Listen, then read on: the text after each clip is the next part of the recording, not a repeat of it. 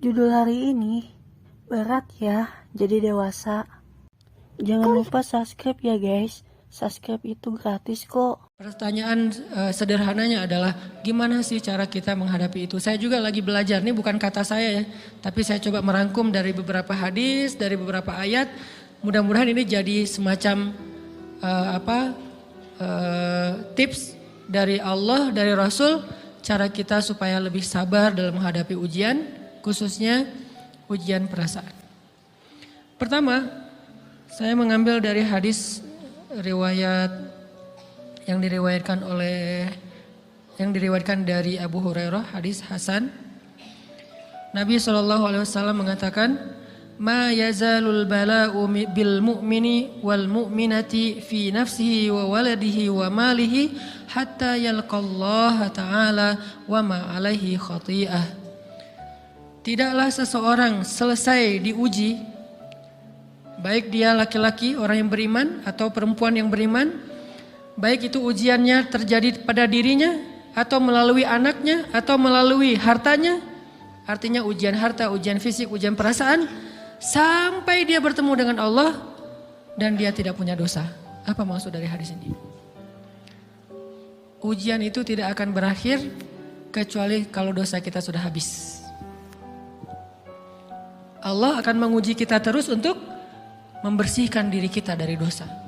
Sehingga yang harus kita coba bangun awareness dalam diri kita kalau lagi diuji, Allah pengen membersihkan dosa saya nih. Sehingga kita ridho dengan ujian, bukan ikhlas ya. Kalau ikhlas ibadah, kalau ujian ridho, rela. Saya ridho ya Allah walaupun ini berat. Saya ridho ya Allah walaupun saya berharap Engkau beri jalan keluar.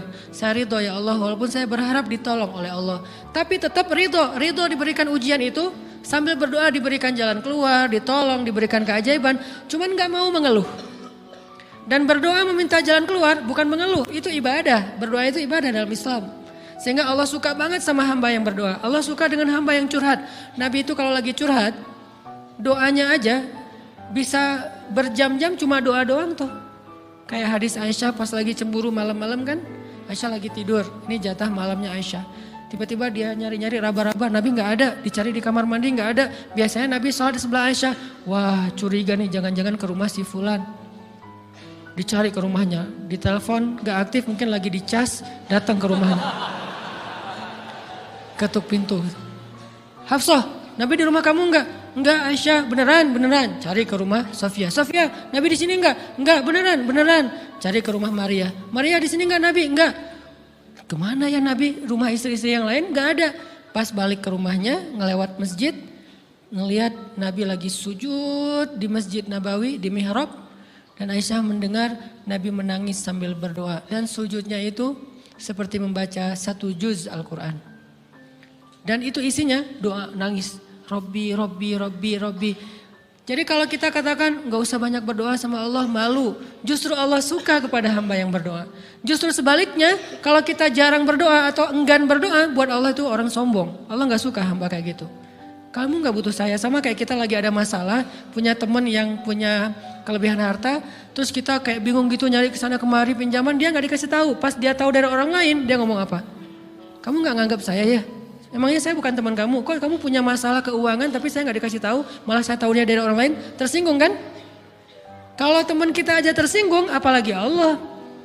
Kamu punya masalah kok gak ngomong ke saya, wahai hambaku? Bukan berarti Allah gak tahu, Allah tahu, cuman Allah berhak, bukan ingin ya, berhak untuk dilibatkan. Allah berhak untuk dicurhatin. Allah berhak untuk dijadikan tempat kita untuk habis-habisan menangis dan melampiaskan masalah kita kepada Allah dalam bentuk curhat-curhat dan doa. Sehingga kalau kita berdoa, ya Rabbi, Allah langsung inni qarib, mendekat Allah kepada kita. Jadi teman-teman yang dirahmati Allah, kalau kita punya masalah, kita coba bangun awareness, oh Allah pengen membersihkan dosa-dosa saya nih. Terus kita berdoa, ya Allah bantu saya, ya Allah tolonglah saya, istighfar.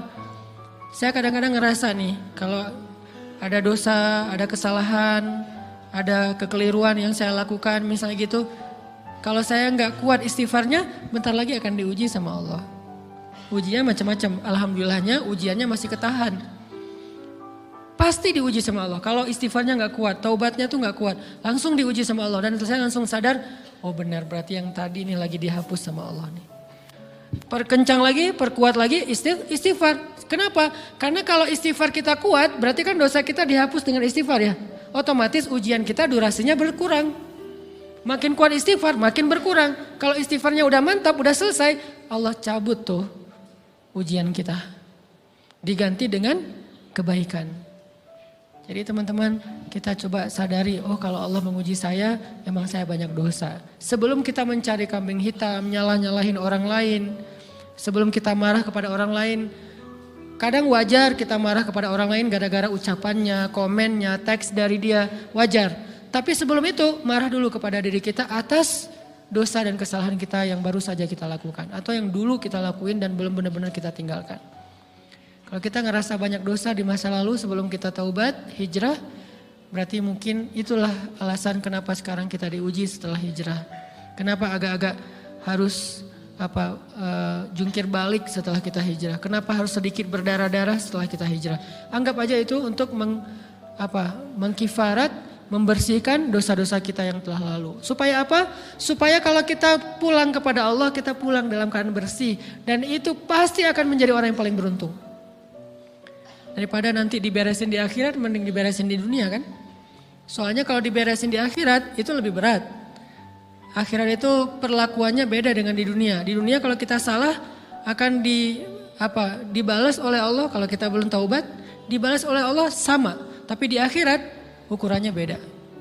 Sehingga heran ya, kalau ada orang yang merasa beruntung lolos dari hukuman dunia, dia pikir dia udah lolos dari hukuman Allah, mending dia beresin deh di dunia daripada nanti di akhir berlarut-larut. Itu bahaya banget. Kalau buat saya pribadi dan saya yakin teman-teman juga kayak gitu, gak mau ada masalah di akhirat, mending masalah di dunia aja. Tapi masalah di dunia juga kita gak mau berlarut-larut, pengen cepat dimudahin sama Allah. Caranya istighfar. Tidaklah Allah memberikan kepada kita ujian kecuali salah satu alasannya pengen menghapuskan dosa. Idza kathurat dzunubul 'abdi wa lam yakun lahu min 'amalin liyukaffiraha fabtalahu Allahu bil hazan liyukaffiraha. Kalau seorang hamba banyak dosa dan dia enggak cukup amal untuk mengkifarat dosa-dosanya, Allah akan menguji dia dengan rasa sedih, dengan rasa kecewa, dengan rasa berat, sakit hati untuk mengkifarat dosa-dosanya. Itu yang kita bangun. Sehingga kalau ada masalah sama orang lain, kita memperbaiki diri dulu. Bukan sibuk dengan kesalahan dia terus menerus yang gak mau kita maafin.